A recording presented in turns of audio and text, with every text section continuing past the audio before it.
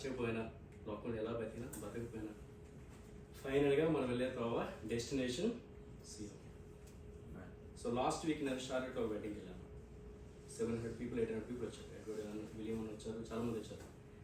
So నమ్రత చాలా కూడా వచ్చింది. వెళ్ళగానే జనాలు అడిగింది తుమ్మాటి ఫేమస్ గురించి.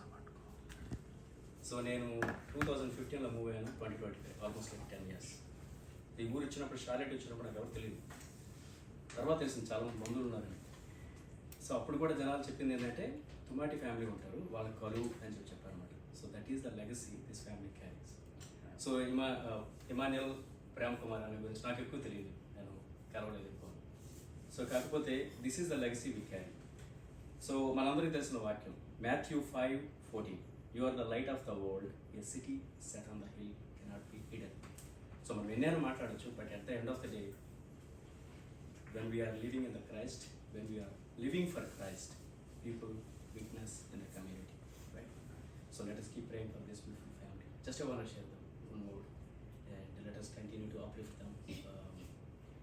మనం ఎన్నైనా మాట్లాడచ్చు, but at the end of the day definitely they need a lot of God's assurance, love, compassion at this time. That's all. Anybody wants to share anything? Time కొంచెం ఓకే, లేకపోతే let us request checkup the son please come forward and share the